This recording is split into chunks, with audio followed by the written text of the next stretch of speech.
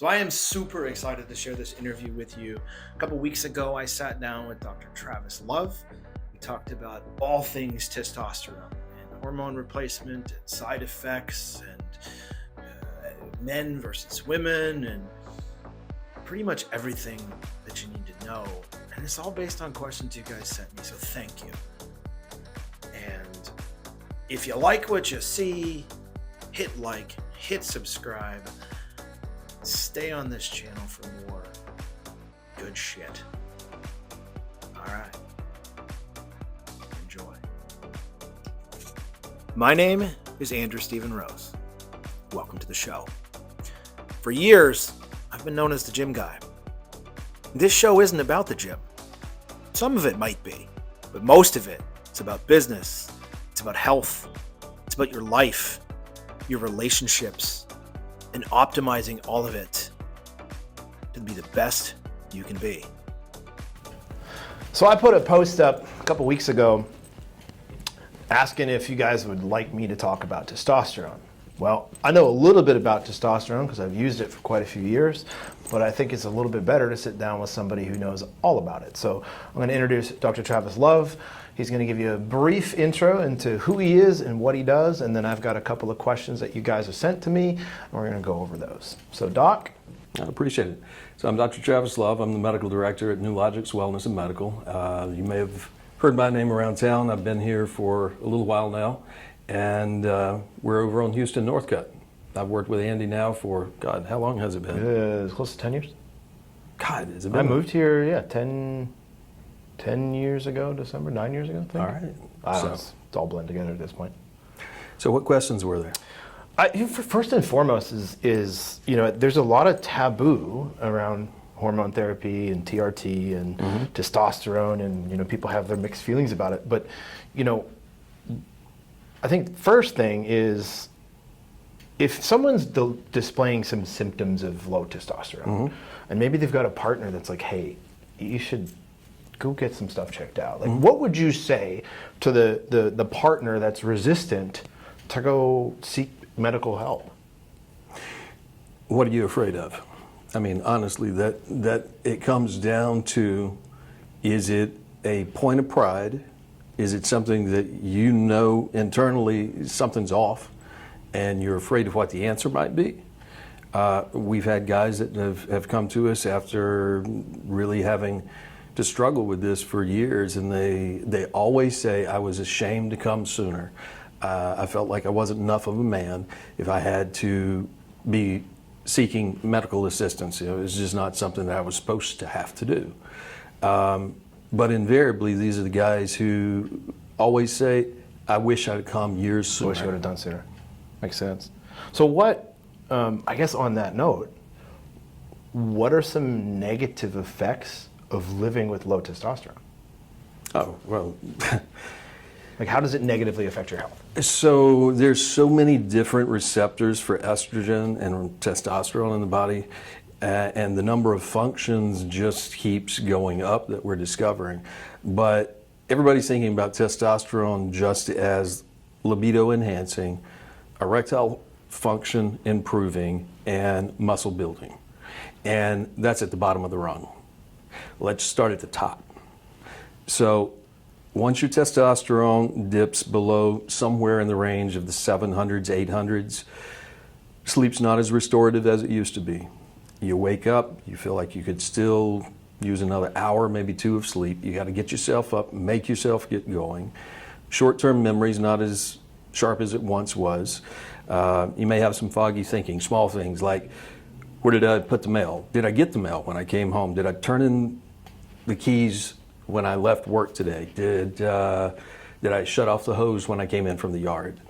And as testosterone continues to decline, we begin to see that once it gets into about the 500 range, which is kind of halfway between what they claim to be normal range, and of course normal is based on ages 18 to 80, and you got to keep that in mind.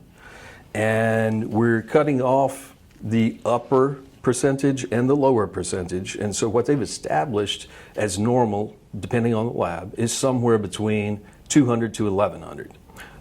All right, well, If you come in at 400 and you're 35 years old, I'm sorry, no matter what your doctor told you, that's not normal. When 1100 is the top end of the range, and you might have an 80-year-old in that range, no. It's not normal at that age to be that low. So once testosterone drops below about 500, fatigability goes up, your ability to generate new muscle goes down. As you lose muscle, your metabolism slows, so your weight begins to creep up. These are broad generalizations. It may not hold true for 100% of the people. So as muscle mass goes down, metabolism slows, and weight goes up, what happens? Insulin resistance can begin to build. Insulin resistance can lead to eventually type 2 diabetes. Type 2 diabetes is a known risk factor for heart attack and stroke. As a matter of fact, we're trained to treat diabetics as already having had a heart attack. That's just how destructive it can be. Then let's talk about elevated cholesterol and elevated blood pressure from increased body fat. All of which we know increase what? Your risk for heart attack and stroke. So let's top that off with now you're tired and you're less physically active and you're gaining weight and you're at an elevated risk for heart attack and stroke, and now you're irritable.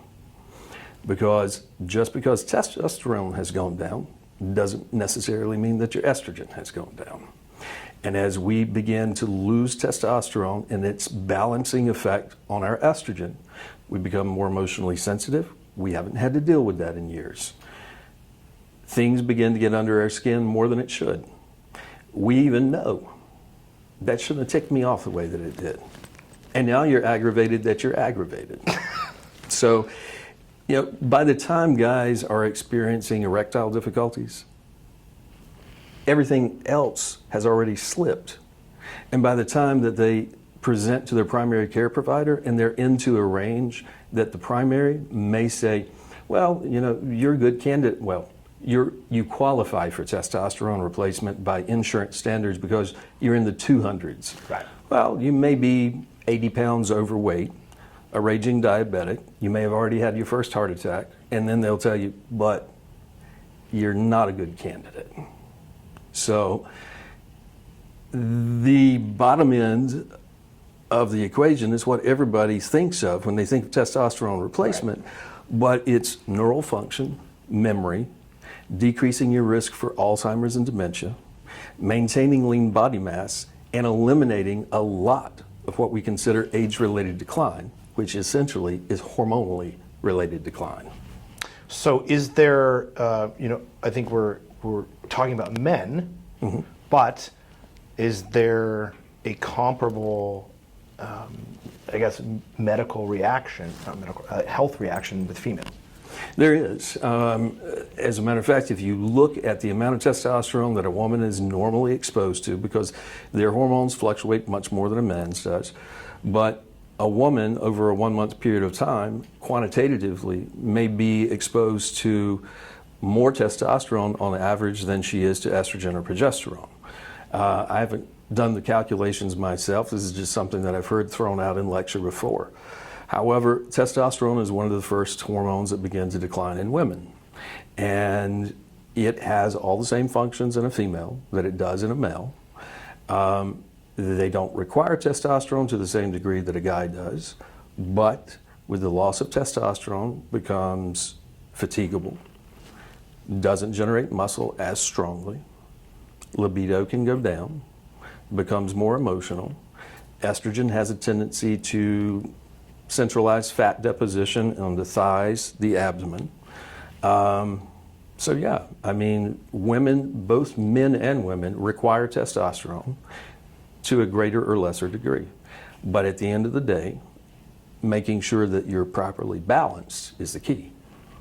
So it seems, obviously there's a ton of benefits to testosterone therapy. Yeah. Are there any side effects? Well, of course. To testosterone therapy. And just like anything else, too much of a good thing is a bad thing. So if you party too much, it's going to catch up with you. If you use too much testosterone, it's going to catch up with you. So overdoing it on your dosage, not following physician instruction, can lead to estrogen excess, which can cause, a waning of the improvements that you've begun to experience with testosterone. Fatigue level goes up. You can get prostate enlargement with excess estrogen. Estrogen in a guy should never go above 40, but you require estrogen to maintain good joint health and cardiovascular health. So if you crash your estrogen, you've got problems as well. So too much, too little. It's a double-edged sword. If you are properly following instructions, the only thing that I worry about with testosterone replacement, and it's usually with guys because they require a lot more than females, is there's about 25%, maybe 30% of the population that will respond with an overproduction or an accelerated production of red blood cells and hemoglobin. We'll see this coming in advance. And as long as you're staying consistent with your follow-up blood work, as long as you're coming in and allowing us to adjust your dosage and you're being honest with what you're doing, then we can prevent most of the possible consequences from an overproduction of hemoglobin hematocrit.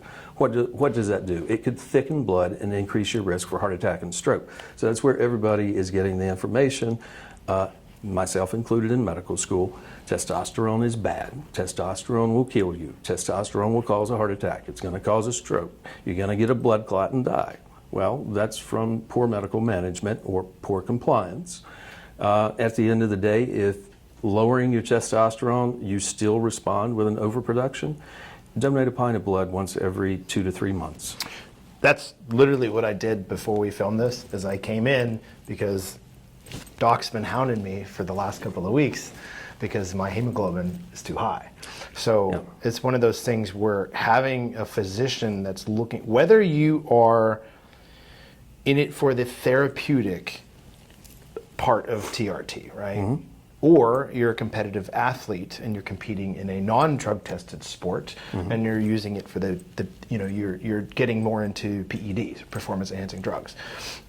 Now, in full transparency, if I'm doing a bodybuilding show, or I'm training for a powerlifting meet, mm-hmm. and I'm going above and beyond what Doc has prescribed for me, which I'll admit that I do, but I also always tell him what else I'm doing. And the only reason I do that is so my care is appropriate to that. Because if I come in and say, yeah, I'm just doing my dose, mm-hmm. and my numbers are way off, like I'm putting myself at a tremendous health risk. Now, if there's one thing I wish I knew at the time that I started using testosterone, was how to manage it, because I did it. Mm-hmm. And it was one of those things at that period of time, it was very taboo. Nobody talked about it, and it was like sort of the gym thing, right? And then, it's one of those learning experiences. So having known that, coming to Doc now for going on the better part of 10 years,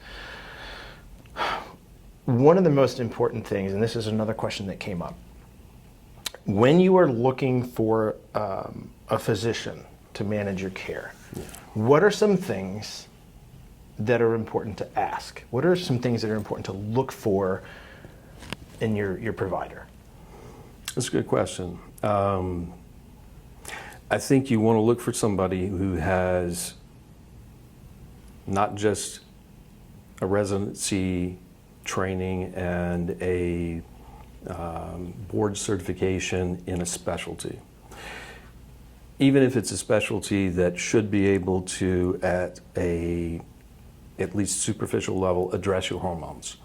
We don't get trained to address hormones, not at the level that we're talking about. You need somebody who has gone above and beyond, who has sought out additional certified training for optimizing hormones, because there is a difference between optimal and normal. And optimal is far different than normal. I mean, 200... I'm going to stop you for a moment and repeat this. There is a difference between optimal and normal. Yeah. That is really important. And I think my first experience when I moved to Charleston, I went to a GP. Mm-hmm. And I've told this story so many times. This guy looked down his nose at me, pulled his glass, it's one of those doctors who wears glasses down here, looked over his glasses at me and said, "Why would you take testosterone?" Because he's looking at my blood work. And I was in the normal range. Yep. But I was saying, "Doc, I feel like shit." I think my testosterone was like 400 or something at the time. Yeah. I mean, it's in range, sure. Well, go ahead. And I've got. But it was just really. I'm going to let you talk and say more. But it's really important to take away. Like, there is a difference between normal and optimal. The caveat to that is everybody talks about total testosterone, which makes, in my opinion, jack in the way of difference. What they really need to be talking about is free testosterone. What's that mean? Free T is your non-protein bound testosterone, the only biologically active form of testosterone that you've got circulating in your body. It's the only form of testosterone that can affiliate with a receptor and give any sort of stimulation to it. So you can jack your testosterone through the roof, but you've only got a limited number of receptors. So once you go beyond a certain level, the only thing you're doing is either generating dihydrotestosterone, which can cause hair loss, or you're generating excess estrogen, neither of which you want. But if sex hormone binding globulin is high, I don't care if you've got a 4,000 testosterone. If your sex hormone binding globulin, which is just a protein that's made by the liver, is high enough to absorb all of that additional testosterone, you still may have the same free T level as a guy who's got 400 T, even though you're 4,000. You're still going to feel the same. So you need somebody who knows how to comprehensively look and evaluate. Otherwise, you're going to walk away nonplussed. You're going to walk away feeling the same, or you're going to be told, there's nothing wrong with you. That's just part of getting older. I hate that one. I actually had someone in this recently, with someone that I sent to you. They had that exact experience. Their physician said, "Well, you're getting older. It's normal. Like, you're going to slow down." It's God's planned obsolescence. Yeah, well. I mean, if you want to be ready for the junk pile, then that's fine. But if you want to be optimized, then you've got options out there for yourself or someone you care about to be seen. So, one other question that came up was, in that process of looking for a provider, how do you, I guess, what else do you provide? Obviously, we're talking about testosterone, but what other services do you provide the most with your clientele? So, we try to be very comprehensive. I get 9 pages of lab work. I've got negotiated preferred pricing with Quest Diagnostic. They do the largest number of hormones in the United States, as far as I know. Very dependable. I never have to repeat my blood work, not unless somebody has been disingenuous with kind of what their dosing was. Don't smile. Because I'll call them on it real quick. He has. But we do preventive health care for some people. Some people, after I look at their labs, their testosterone's not bad. They're still in their reproductive prime. They're looking to have kids. They've got a high sex hormone binding globulin. And I start looking at thyroid function, vitamin and mineral deficiencies, lifestyle, and we do coaching. And we try to work to maintain fertility, drive down sex hormone binding globulin, free up testosterone, get them feeling better so that, we're addressing their primary concern, but we're also preserving what they've already got and maybe optimizing a few things along the way. We do men's and women's sexual wellness. We do preventive health care. We do minor cosmetic procedures here in the office. Primarily when I first got out on my own, that's what I was doing, was minor cosmetic procedures, and I actually taught for Galderma Corporation, which manufactures Dysport and Restylane. They flew me around the country teaching. So that was my first love, and this I kind of came into on the backside of things. And the amount of difference that we're able to generate for both men and women who come in, and they've got an open mind and they're willing to take some advice. It's been life-changing for so many people. It's restored my enjoyment of the practice of medicine. That's huge. I mean, it's a completely, again, having had a bad experience with a physician and then knowing your approach to it now, to me, it's worth every penny. And another question I got was what's it cost? Like, if I'm going to come to you for TRT, like, what am I looking at spending? That's going to vary based on a couple of different things. The plans that you choose to get involved with, the tier within the office that you come in at, but at the lowest level within the office, if you're doing just basic hormone replacement therapy and nothing else, it's going to be the equivalent to or less than probably what you're paying for a family cell phone bill. That's not too bad. No. And I guess how, if you're going to see a physician, or maybe you're not seeing a physician and you're taking testosterone on your own, how often should you get your blood work done? Once every 3 months. Even the indications by the College of Medicine is, 6 weeks, 3 months, maybe again in 6 months if everything's good, and then you can go to once a year monitoring after that. No, you can't. There are too many things that can go wrong in the meantime, and you'll wind up with bad outcomes. So I guess let's wrap it up. If there was, if someone was in front of you and they were on the fence, Yeah. and they've got some notion in their head that they're fine, and they're telling you the symptoms that they're having, and through your experience, like, something's off here. What do you say to them?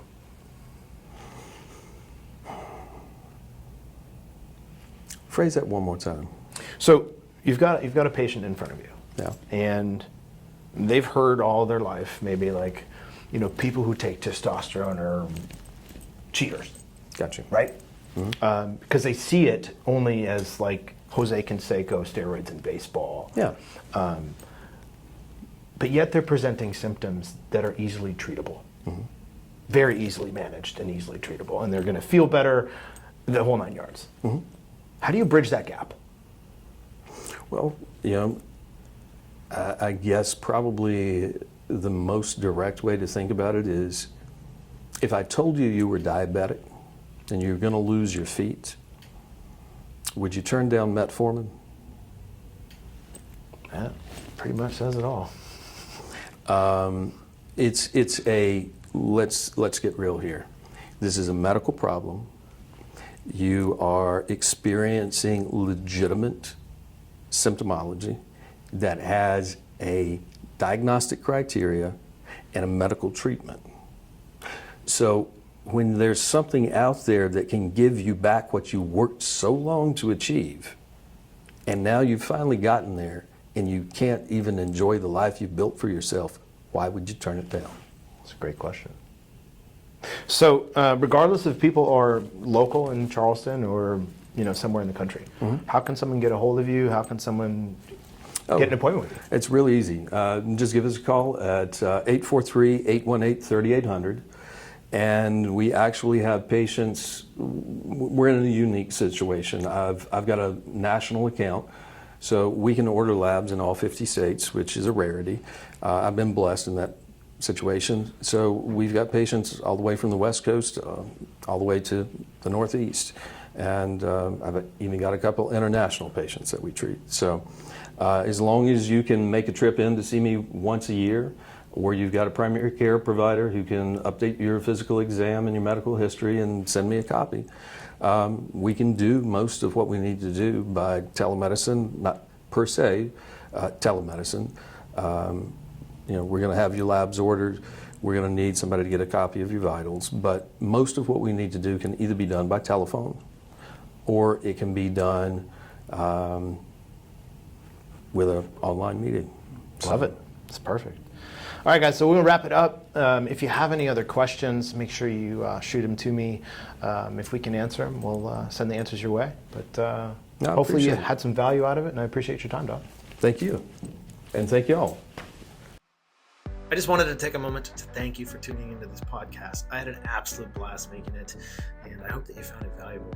So if I've gained your trust, what I want you to do is underneath this video in the bio, tap that link that takes you to my coaching program. If you're interested in working with me, what we do here is not just training and nutrition, but we work on your mindset, we work on relationships, we work on business, everything in between. So if you're interested in learning a little bit more, check out that link.